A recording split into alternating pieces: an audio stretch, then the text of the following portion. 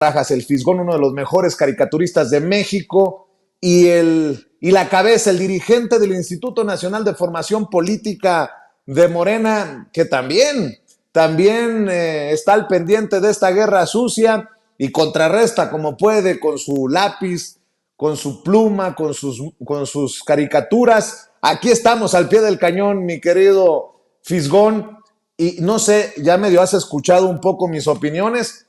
Tú dirás si piensas diferente, porque no sé. Me apena decir esto, pero estoy totalmente de acuerdo contigo. Totalmente de acuerdo contigo. Y mira, en el caso de Lucy Mesa, pues hay un tema que es muy delicado. Tú tocaste lo de Graco, tocaste también lo de Uriel Carmona. Lo más grave es lo de Uriel Carmona. Lo de Uriel Carmona es gravísimo porque esa es la perpetuación de la impunidad en el estado de Morelos. Nos ya vimos que de repente cambiar a un fiscal corrupto sí puede cambiar las coordenadas de seguridad de una entidad. Y si algo ha mantenido al estado de Morelos en un estado de inseguridad, es precisamente este fiscal.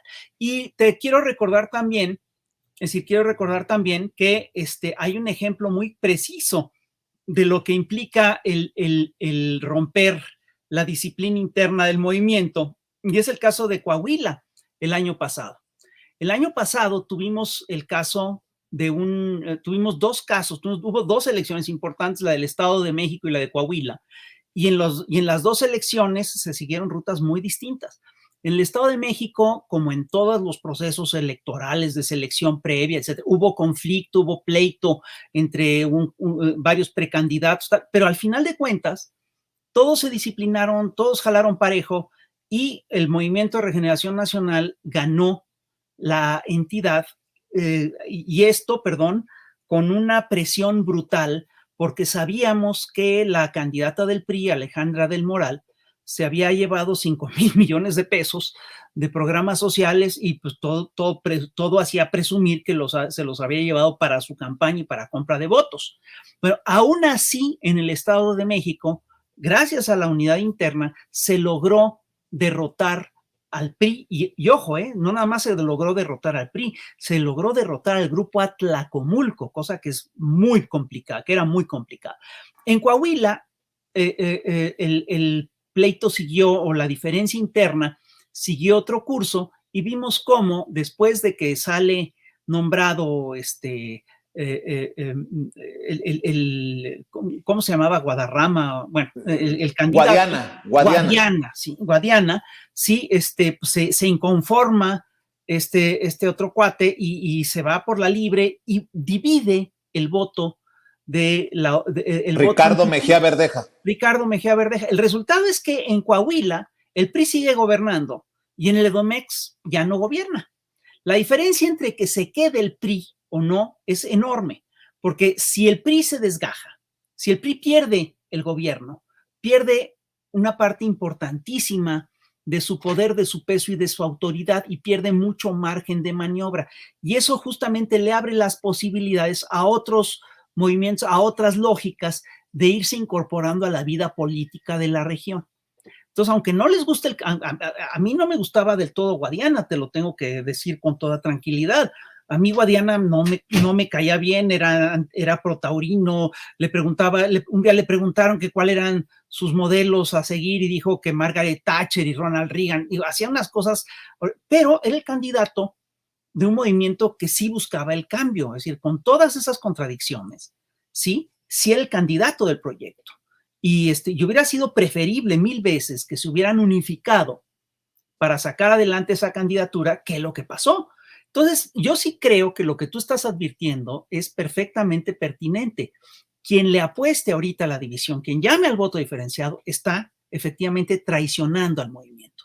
Y si no lo quieren ver, es porque o tienen compromisos, o bien tienen una visión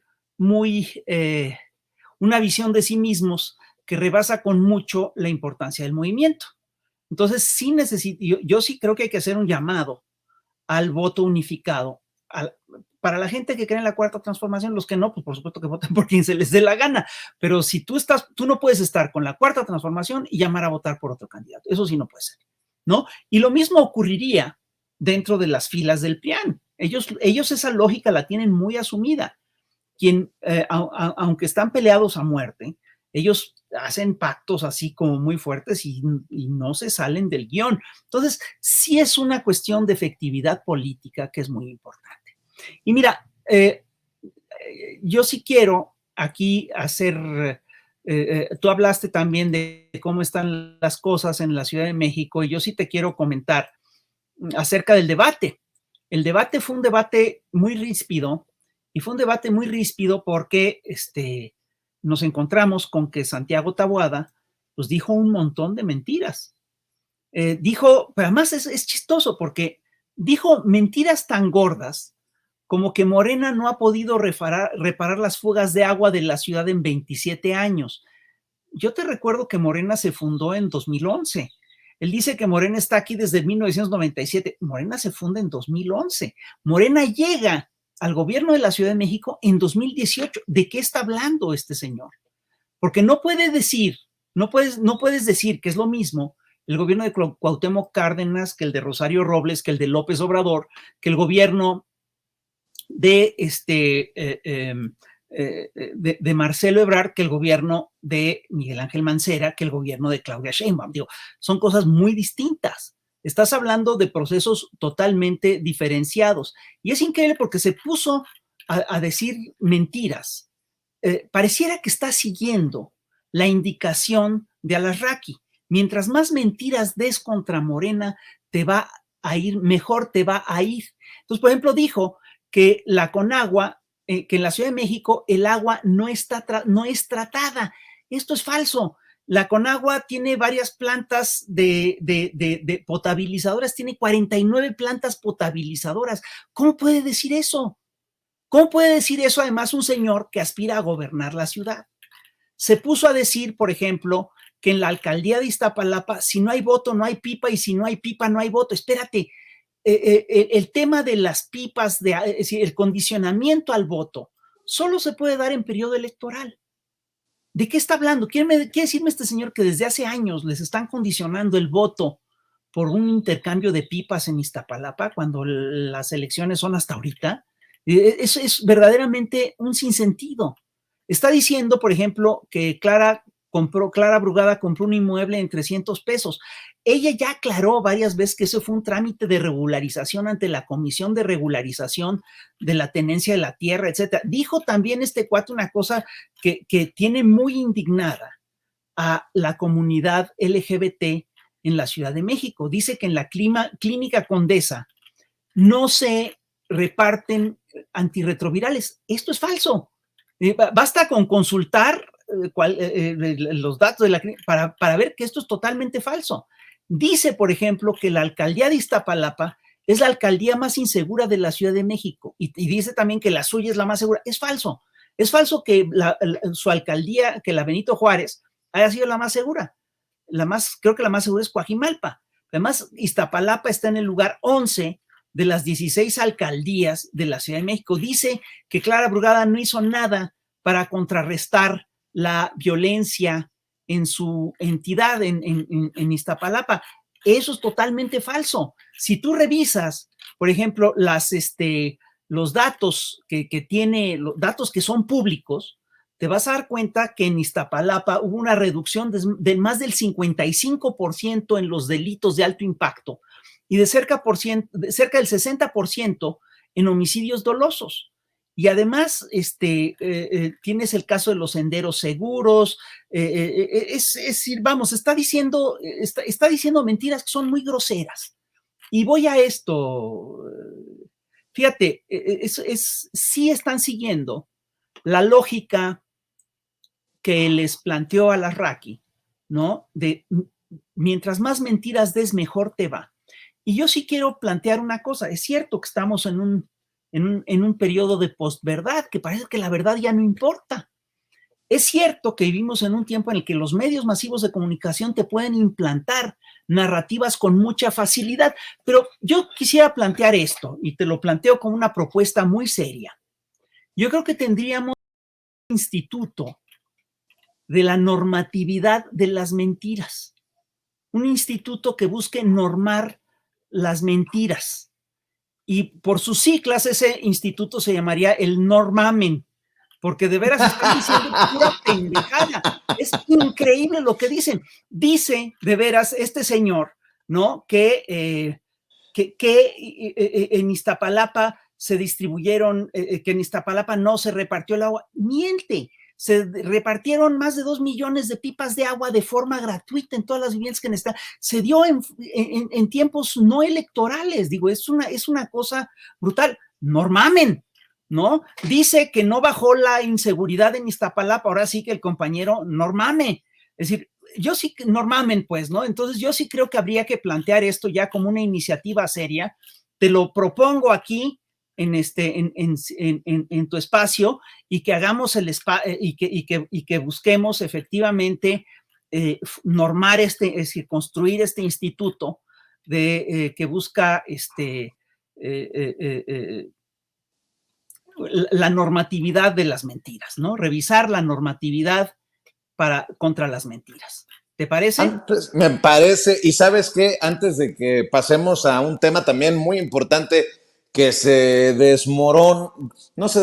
desgaja en la mañanera, esa fue la palabra que surge de la mañanera. Déjame regresar al tema Puebla. ¿Por qué? Porque Puebla es la cuarta ciudad más importante en generación económica en nuestro país. No es poca cosa el tema Puebla.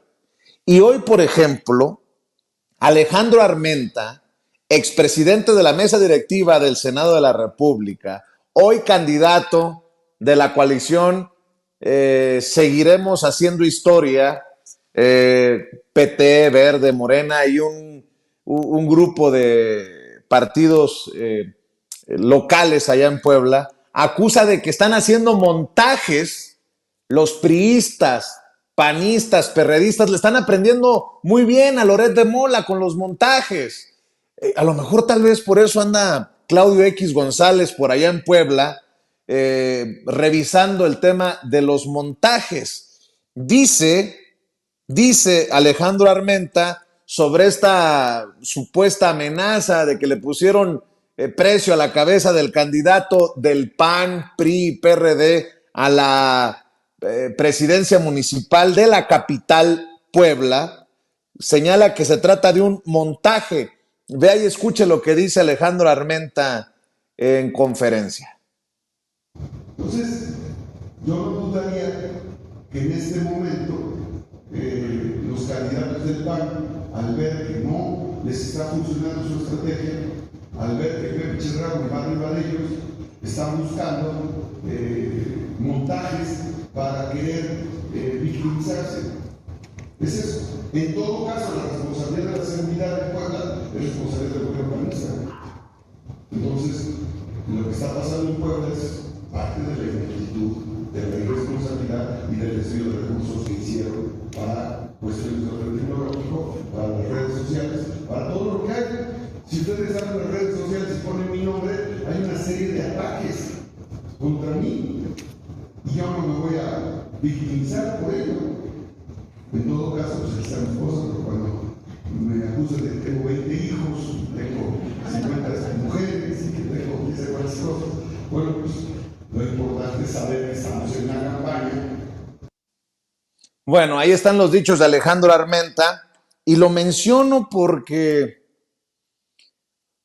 ahí gobierna el PAN todavía, en la capital Puebla. Lo que busca el panismo es cerrar filas para no perder Puebla. Se les ocurre esto, que le quieren enjaretar incluso al gobernador Sergio Salomón, cuando los que gobiernan Puebla son ellos. Pero bueno, el caso es Pepe Chedraui, que es el candidato del PT, Verde, Morena, que puede no gustarles esa candidatura a muchos al interior del movimiento. Pero carambas, ¿qué quieren? ¿Que sigan gobernando los Claudio X González? ¿Ustedes creen que es gratis que vaya Claudio X González a hacer campaña por Mario Riestra? Por eso dicen, no me gusta Chedraui. ¿Y por quién vas a votar, apá? Hablando de lo de los montajes, hablando de lo de la guerra sucia, hablando de lo que estás poniendo sobre la mesa, mi querido Fis. Sí, mira, tienes toda la razón. Yo estoy totalmente de acuerdo contigo. Yo sí percibo que hay mucha desesperación en los grupos del PRIAN. El otro día vi un video de la señora Pajés que me pareció fantástico, en el que decía, es que, ¿cómo le puedes explicar a un pueblo atrasado que vamos hacia una dictadura, un pueblo que no tiene, que no entiende? Es decir, perdón, yo creo que la gente entiende más de lo que ella entiende, de lo que ella está entendiendo en estos momentos. Y yo sí lo que veo es que ahorita están ya recurriendo a cuestiones muy desesperadas. Ya están recurriendo a estrategias de que revelan mucha desesperación. Por ejemplo, toda esta retahíla de mentiras que suelta Santiago Taboada contra Clara Brugada es eso. Igual, y al mismo tiempo pone una demanda para que no se hable del cártel inmobiliario. Imagínate lo que es eso. No. Es una cosa increíble. Pero además, fíjate, además está ligado este señor Taboada, está utilizando ya a grupos de choque. Está utilizando a grupos de choque como el Sindicato Libertad, que dirige Hugo Bello Valenzo, que está en la cárcel por delitos graves, y está utilizando también a este grupo que se llama Poder, Orgullo y Fuerza Aprieta, que dirige María José Gutiérrez, que es la hija de Gutiérrez de la Torre.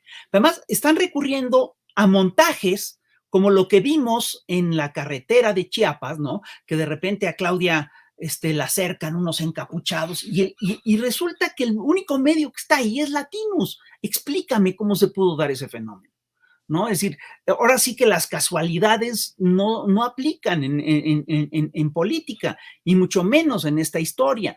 Eso, perdón, sí suena a una celada, suena claramente a un montaje.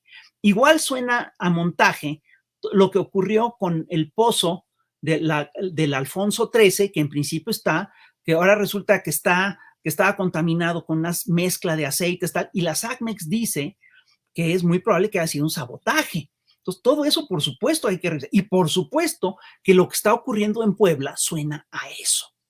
Están ocurriendo, ¿te acuerdas? Tú y yo lo mencionamos varias veces.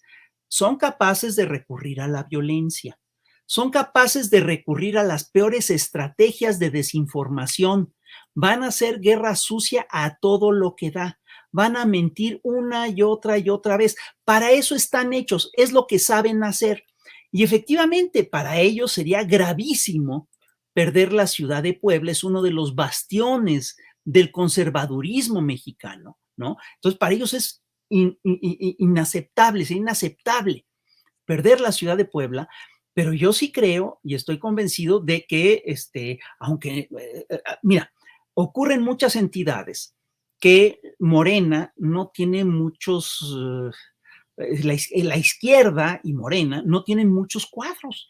Es más, no tienen muchos cuadros y no tienen tampoco mucha cultura política y no tienen mucho tejido social, en fin, en muchas zonas eso ocurre. En Puebla sí hay una fuerte tradición de una izquierda que resiste y es muy importante la tradición de esta izquierda que resiste en Puebla, pero la tradición de la derecha ultraconservadora en Puebla es brutal. Ahí es donde nace el Yunque, ahí es donde nace la FUA, la Federación Universitaria Anticomunista, ahí es donde nacen muchos de los núcleos duros de la extrema derecha mexicana.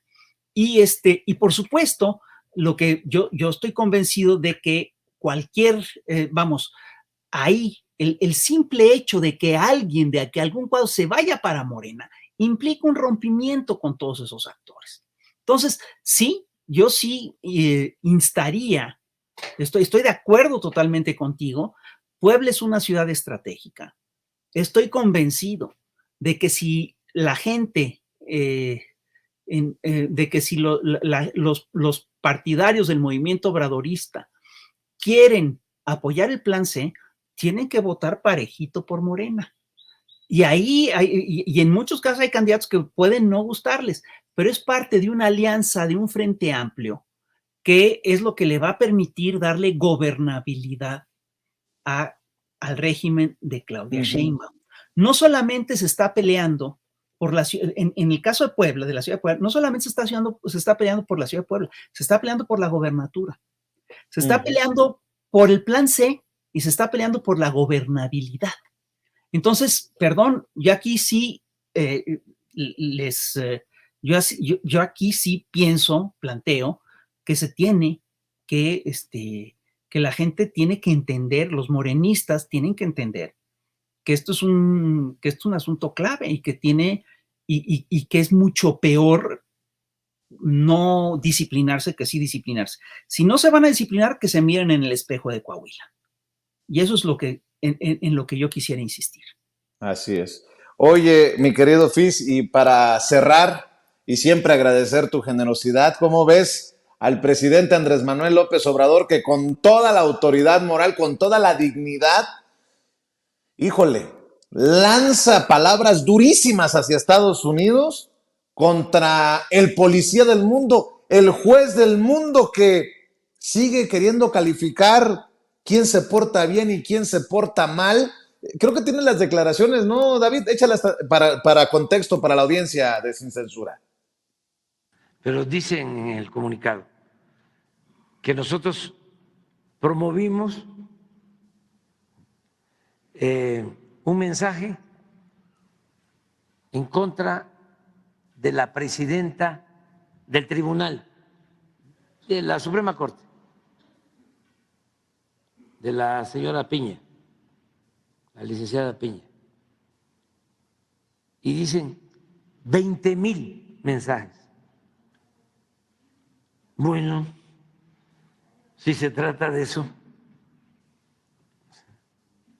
primero, nosotros no tenemos nada que ver. Una gran mentira del Departamento de Estado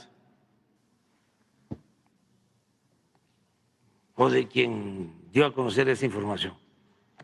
Mentira.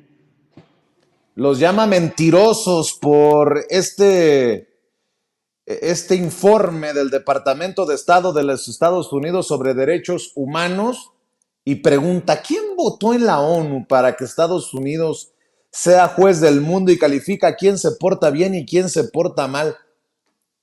Qué fuerte, mi querido Fis, pero desde la dignidad y desde la autoridad moral. Claro, mira, hay una cosa que no hay que olvidar nunca, ¿no? Y es el hecho de que Estados Unidos lleva años erigiéndose en el principal defensor de los derechos humanos en el mundo, siendo que es uno de los principales violadores de derechos humanos del mundo, si no es que el peor. Es decir, por ejemplo, todo esto que está ocurriendo en Gaza se está haciendo claramente con la complicidad del gobierno de Estados Unidos. Si hay un genocidio en curso que está siendo filmado en tiempo real, es ese. Y es increíble que Estados Unidos, todavía en la ONU, vote en contra de que Palestina pueda ser un Estado con plenos derechos. Es decir, eso es una violación a los derechos humanos. Si hay alguien que ha impulsado la violación sistemática de los derechos humanos en Afganistán, en Irak, en todo el Oriente, ha sido Estados Unidos. ¿De qué están hablando? ¿Con qué derecho se erigen ellos en los adalides, en los paladines de los derechos humanos? Si ellos son los que han encabezado todas las grandes guerras que se han dado en el planeta después de la Segunda Guerra Mundial. No se nos olvide, pues es el país de Vietnam, es el país de Corea, es el país de Vietnam, es el país de Afganistán. Es decir, qué barbaridad. Es decir, a mí me parece que no tiene absolutamente ningún derecho para pretender erigirse en los defensores de los derechos humanos. Y lo que sí hay que señalar, y creo que sí es importante señalarlo, es que Estados Unidos se porta como un imperio de conquista. Y entonces están utilizando el discurso de la democracia y de los derechos humanos, ¿sí? Justamente como una herramienta de incursión imperial. Y también el de la libertad de expresión. Entonces, ellos deciden quién viola y quién no viola los derechos humanos. Ellos deciden quién cumple con el combate al narcotráfico. Ellos deciden quién sí respeta la democracia. Ellos deciden quién es efectivamente, quién es una dictadura y quién es una dictadura. Perdón. Es decir, no tienen absolutamente ningún derecho, no tienen la autoridad moral para plantearse absolutamente nada de eso. Andrés tiene el respaldo de su gente. Llegó en una votación limpia, llegó con más del 50% de aprobación, tiene ahorita más del 70% de aprobación, ¿sí? y no se le ha podido registrar una sola violación a los derechos humanos en su gabinete. Si lo que te vienen a decir es que es una violación de derechos humanos, que se han hecho 20,000 mensajes contra Norma Piña, bueno, primero tendrías que demostrar que vinieron del gobierno, cosa que no pueden demostrar porque simplemente no es cierto. Segundo, a mí que me explique, que me vengan los señores del Departamento de Estado a explicar por qué siguen patrocinando a un grupo como el de Mexicanos supuestamente contra la corrupción, ¿sí? Que paga reportajes carísimos para desestabilizar a un gobierno democráticamente electo. Esas son las tareas que antes hacía la CIA, ¿sí? Y que ahora hace la National Endowment for Democracy y la USAID. Y fíjate, en su alocución del día de hoy, Andrés dijo varias cosas que son muy importantes. Él habló, entre otras cosas, de que el gobierno norteamericano no es un ente homogéneo, sino que hay muchas voces dentro del propio gobierno norteamericano. Y que una cosa es la DEA, otra cosa el Departamento de Estado, otra cosa es la presidencia de los Estados Unidos, y puso como ejemplo lo que ocurrió con el caso de Bolivia, que de repente en Bolivia intervienen estos señores en la embajada mexicana y el Departamento de Estado se ha hecho una declaración de lo más edulcorada posible, de lo más descafeinada, ¿no? Y cuando Andrés protesta, entonces, ay, sí, de repente dice, bueno, no, sí, qué barbaridad, qué cosa más terrible. ¿Qué deja ver esto? Esto deja ver que efectivamente Noboa dio su golpe con un apoyo, con el apoyo de algunos actores de los Estados Unidos, pero no necesariamente del corpus maestro del gobierno, no necesariamente de la presidencia, todas esas cosas hay que revisar. Y lo que es muy interesante, sí, es que estamos ante un gobierno, Estados Unidos es un imperio en plena decadencia.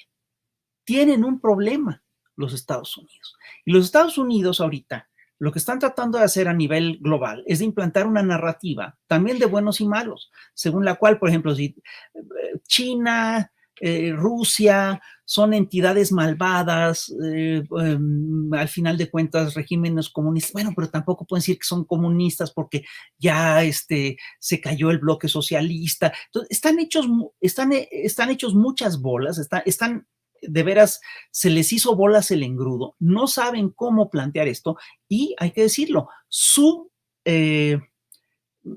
central de medios, todo este grupo mediático, esta fuerza mediática norteamericana está en cuestión y está en cuestión en Estados Unidos mismo. Vimos hace unos días unas protestas muy importantes en Nueva York, en las que en la Universidad de Columbia se manifiestan no solamente ya los alumnos, sino una parte importante de la planta de profesores de la universidad. Estamos viendo, si tú te fijas, una suerte de resurgimiento de movimiento antiguerra. Es un movimiento muy similar al que se dio en Estados Unidos por el tema de la guerra de Vietnam.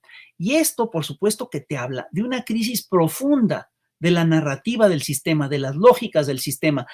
Y eso es lo que estamos viviendo en este momento. Es en estos momentos cuando países alternativos pueden de repente decir, oye, yo no estoy de acuerdo. Oye, no me trates así. Oye, yo quiero que me trates con respeto. Y yo sí creo que Estados Unidos está perdiendo la hegemonía que conquistó tras la caída del bloque socialista.